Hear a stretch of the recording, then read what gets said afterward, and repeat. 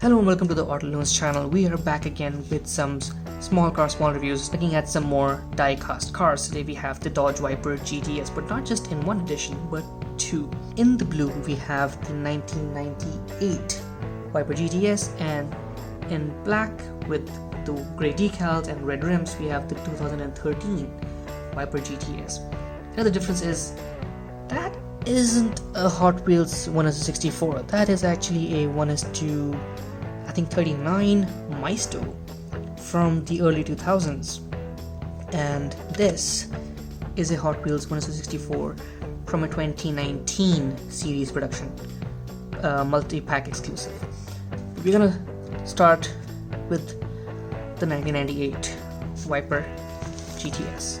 I think we should start by talking about what the Viper is, or rather what its purpose is. This is basically was built as to be a modern day Shelby Cobra, and was actually inspired of the race cars from the 1960s, which is why it has these long bonnet short deck proportions. The original Viper was a completely stripped out purist's driving tool. Showcased in 1992, it came with no AC, no roof, no windows, no electronic driving aids like traction control or ABS. It didn't even have door handles. It was an all-in-all driving enthusiast's dream car, but not a very practical one. Dodge comes under the Chrysler family of companies, and back in the 1990s, Chrysler also owned Lamborghini. So the Viper's iconic V10 engine, which unfortunately can't show you because this is a smaller scale, which the hood doesn't open, was refined and co-developed by the engineers at Lamborghini, who had been building some of the most iconic V12s and supercars of that era. In fact, one of the key people behind the design of the Viper was a person by the name of Tom Gale, who was also one of the lead designers for the Lamborghini Diablo and the Dodge Challenger. So I said that in 1992 it debuted with no roof, and you can clearly see that this thing has a roof. So I mentioned earlier that these are the Viper GTS models, and the GTS were the first versions of the Viper to have a roof. The first GTS Coupe debuted in 1996 for the second generation Viper, basically making it easier to live with. It had a double bubble roof, which is kind of somewhat visible if you look at keenly. It has that slight raise and dip and raise again, that double bubble roof effect. And the reasoning for that design, apart from how good it looked, was so that people could sit in the seats with helmets on, some extra headroom without increasing the height of the car.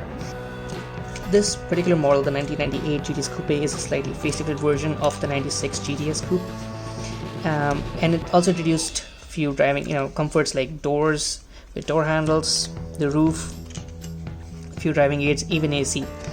And this 1990, pardon me, again this is a very old Maisto. See, 1:39 scale. This is again one of those cars that has survived me playing with it when I was a very small boy. This 1998 GTS Coupe had the 8-liter V10, naturally aspirated, tuned an output of 450 brake horsepower.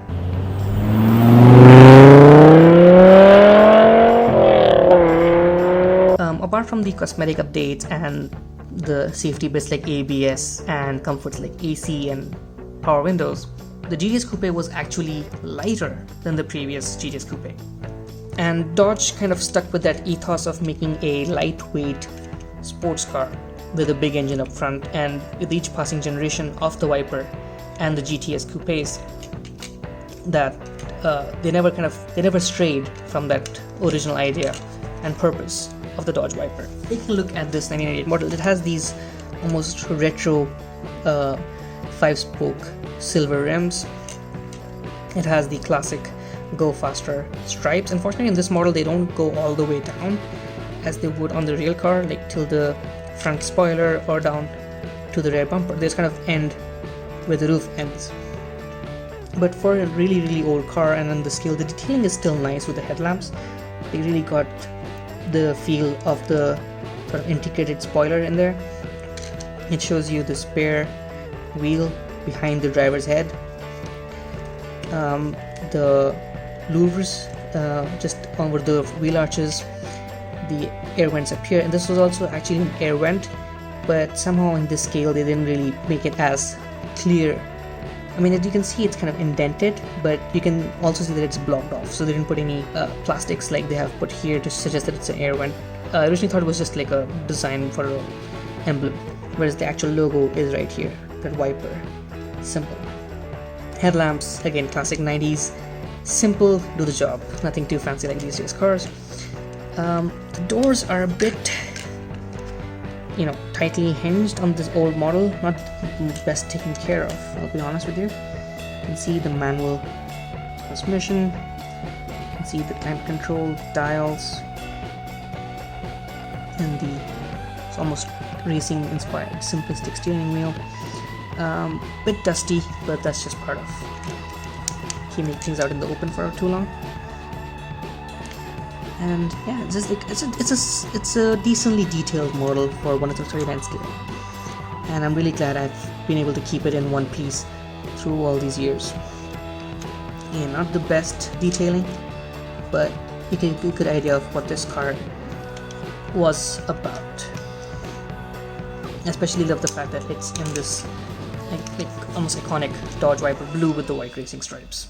From the 1998 Maisto Viper GTS Coupe model, we are gonna switch to the 2013 Viper GTS model 1/64 from Hot Wheels. So a lot has happened in those 15 years, but as you can tell, the Viper's design aesthetics and the ethos of this car remains almost unchanged. Like, I mean, obviously the difference of scale makes it harder to notice the details, but if you were to just look at the silhouette, you would know, even if you were in a coma between year 2000 and 2012, you would wake up, see the car and be like, oh, that's a Viper. So a lot has changed for the Dodge Viper during that 15-year period.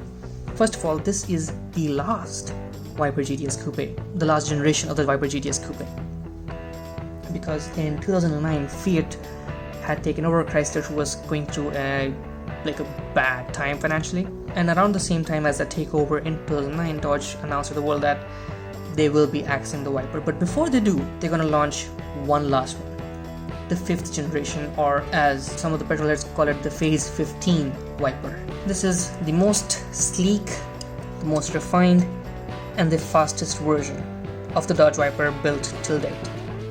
On this model, you can make out that the aero seems more clever.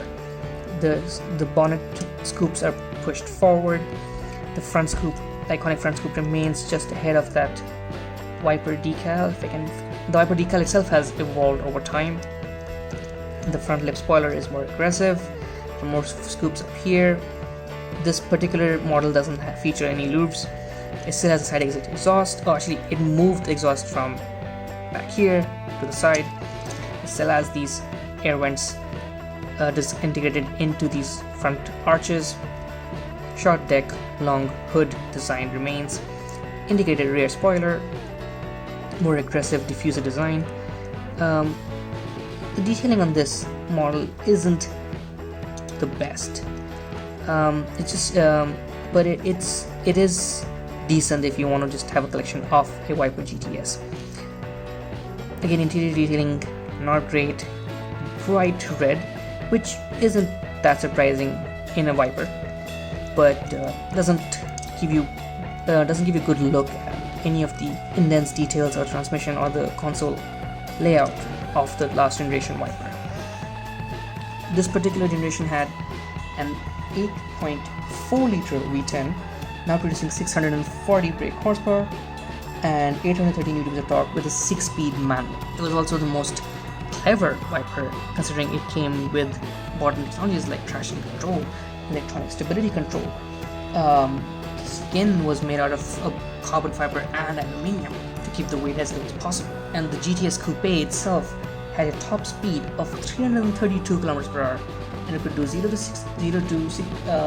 96 kph or 0 to 60 mph in just 3.5 seconds. There are bigger models, scale models available of the Viper, like the Burago 1:18 GTS Coupe. There's also a final edition Viper ACR, I think it's called, because it's like the most aggressive track focused version, which set the fastest time per production car at the Nürburgring Nordschleife at the time. It had a big wing, and I think there's a model available from Burago as well for the 1:24 scale version of that one. The very last Viper rolled out of the Dodge production facility in 2017. Chrysler announced that because of the poor sales of the Viper and because of the ever stringent US regulations regarding emissions and safety, a purist's dream like the Viper just wouldn't be feasible to stay in production.